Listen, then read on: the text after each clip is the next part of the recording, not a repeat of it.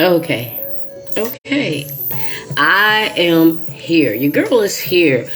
And like I had mentioned in the commercial trial, that I have to redo, surviving after the knock video because the audio and the video over here. That's why I'm about to go over there. Been saying it for a long time, but I'm waiting for something, and then I'll explain when I get over there why I was waiting. So we're gonna, redo surviving after the narc, and like I said, hey baby, I gotta inbox you because we're gonna have dinner. And I know you like, how? We are going to have dinner. I thought about this today. And I'm like, that's a damn good idea. We are going to have dinner together. And I cannot wait to tell you about it. We are going to have dinner. And it's going to be amazing. And you probably thinking I'm cuckoo for Cocoa Puffs. But we are going to have dinner. And, I don't know when. We're going to talk about it and figure out a good date, so we can come up with our dinner plans. And I cannot wait. We're going to have dinner, and it's going to be super. You're going to be like, what the hell made you think of that? Because I'm fire. I was like, no, you're not going to be like all the way over there and I'm all the way over here, and we just cannot have time together. But I'm going to make this time, and you going to make it too, so we can have our dinner together. I don't know what we're going to have. We're going to discuss it. I got steak in mind, but with these prices, I don't even know if I can afford the steak. But we gonna have dinner. We might have to have some chicken.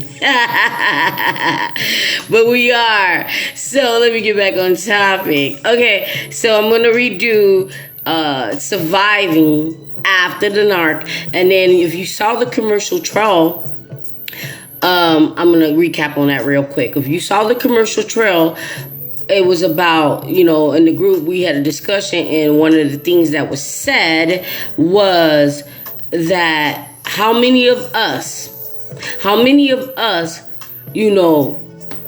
went away from God, stopped reading our Bible, stopped going to church, stopped our spirituality, trying to be with the narc, and the narc was slowly, gradually dragging us over to the dark side. And it was like, how many of us, abandoned God, basically, just left, trying to appease and please the narc, thinking that was sent from God. But no, not done, in the words of my 2-year-old daughter when she couldn't say no. And speaking of no, I'm going to say this one because I laughed so hard today. JD, you are just so funny. JD said, when you tell a narc no, when they be like, let me borrow $20, and then it changed to $40 or whatever, a narc will overdraft your bank account for 50 cents. Could not stop laughing. Like, who gonna overdraft their damn bank account for 50 cents when the overdraft fee is $37? But let me get back. And when you with the narc and they slowly, gradually dragging you over to the dark side, because you're thinking that the more that you please them and appease them, that you're gonna bring them over to the light or drag them over to the light. You're not dragging nothing. They're dragging you into the pits of hell. And when I threw up my one saying, yeah, because I was one of the people that I said, yes, I agree that, I lost sight of God, and I stepped out of the light, being dragged into the dark, trying to please a narc. And actually with this story, it was more than one narc. I had this one narc that I was, that was working with me, brought the Jezebel spirit to my front door. Didn't know, but that's why I'm saying the narcs tried to drag me over to the dark side. What saved me was my family, my real life family, my spiritual family. My family that we have prayer line every Friday, and it's for an hour, and we're praying and we're connecting and talking about things, and then we'll do once a month Zoom where we can actually see each other and we're praying, because my family is a spiritual family. So I know I threw up my one, but I wasn't quite dragged away from God. My spiritual family that just all about the Most High kept me with God. Even though I was with evil people and the most evilest person I could have ever had a relationship with.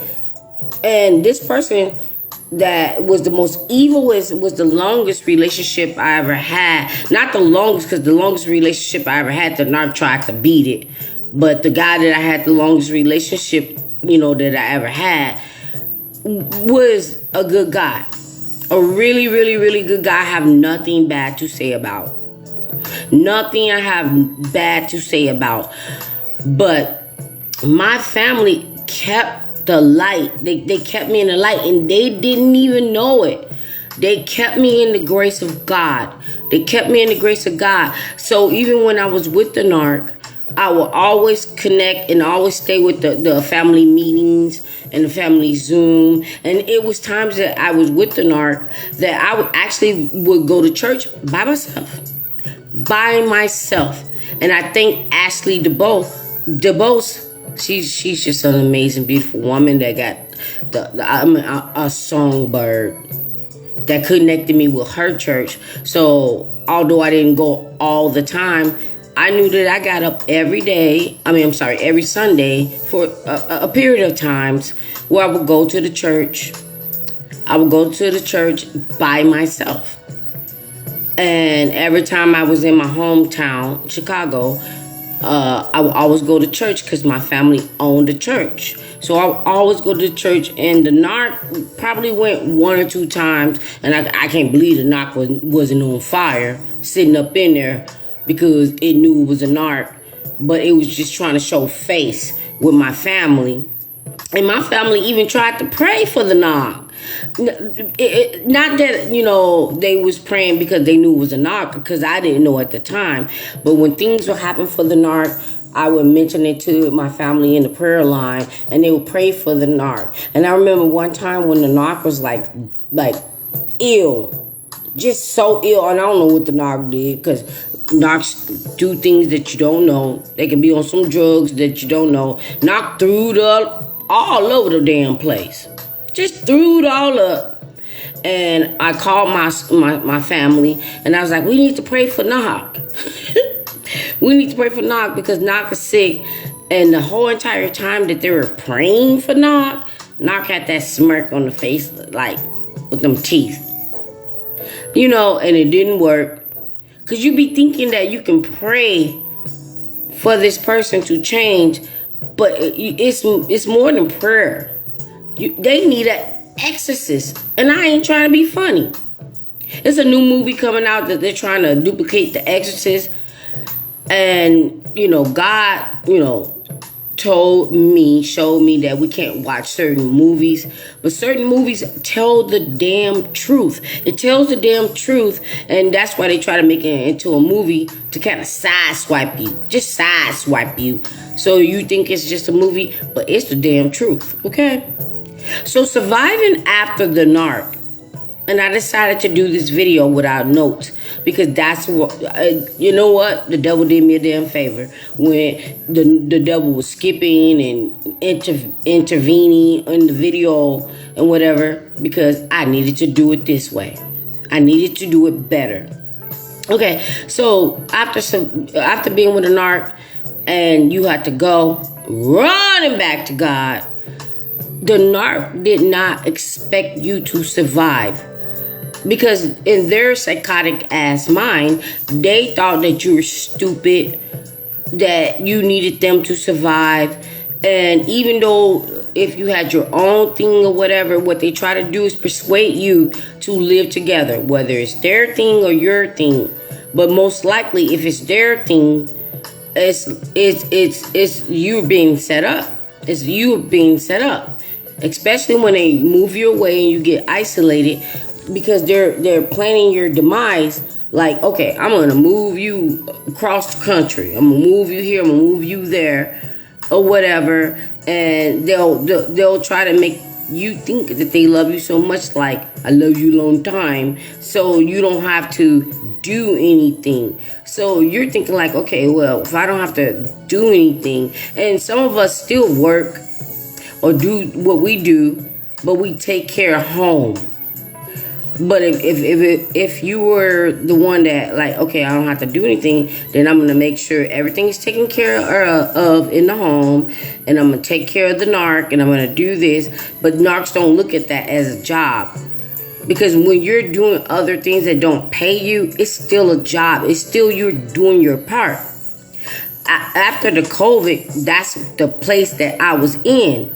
Like, okay, and I was actually in that place before COVID, because I would do what I was doing, I was doing what I was doing, but I would try to pitch in a little bit more because the narc made more money than I did. But after the COVID, I wasn't essential. What I was doing was not essential, so I wanted to pitch in a little bit more to hold my part. I'm sorry, guys, to hold my part down. But narcs don't care about that. Narcs don't care about that. Because at the end of the day, what they're trying to do is set you up to not survive, because they know that they're going to discard you or make you discard, or to make you discard them, which is called the reverse discard. They're going to make your life so damn miserable that you don't no longer want to be there. And I said this before. I'd rather have been naked, walking in a hurricane, thunderstorm, tornado, than to be with a narc. But they will put you in a position where, like I said, they'll overdraft your bank account for 50 cents. They don't want you to have any money. So they're pocket watching. They're pocket watching, making sure that when they do what they got to do to discard you, you're going to be homeless. You have nowhere to go. And especially if they moved you somewhere where you have nobody. But if you're somebody like me, you always making friends, you always have connections, or you have a family like mine, that they're gonna make sure that you are okay. You are okay. They're gonna make sure that you are okay. And sometimes you don't want to tell them what you actually been through, but I ain't give a damn. I knew which family members that I can go to and say, I was with a devil. I was with a demon, because they can recognize, although they probably didn't know what a narc was, they knew who I was. So they were going to do everything to help me. And like I said, they kept me in the light. They kept me in the light when all those narcs tried to drag me to the darkness. And the one narc that was working for me brought a evil Jezebel into the circle, and that person was an narc. And then the person that I was with at the time was an narc. And then after the person that I got rid of that I was with, that was an narc, the other narc moved in like, I got this. But my family always kept me in the spirit, always kept me in the light, always praying. And they didn't even know. And they kept me in the grace of God. They always kept me there. So I don't even know what the narc was thinking, because all of the plays and the music and all the things that I was doing was all about God. Now, maybe some of my comedy wasn't about God, but my family was the glue to God. I cannot wait to get on prayer line tomorrow to tell them this. And thank you, Telsha, because you are the reason why I'm talking about this tonight. A praying family stays together, and they never let me out of God's sight. Even though I was doing things that did not please God at all. trying to be a people pleaser. I won't even say a people pleaser because it was never a person. It was a demon. Trying to please all of Satan's kids that was in my circle, trying to drag me down. And at that time, I was thinking like, I don't have nothing. I'm trying to work my way up. I'm a, a regular person, and nothing is, what I'm doing is all the way up to the top. But it was enough that the devil knew that once I figure out all these things, that I was going to get to the top. So let's get into this.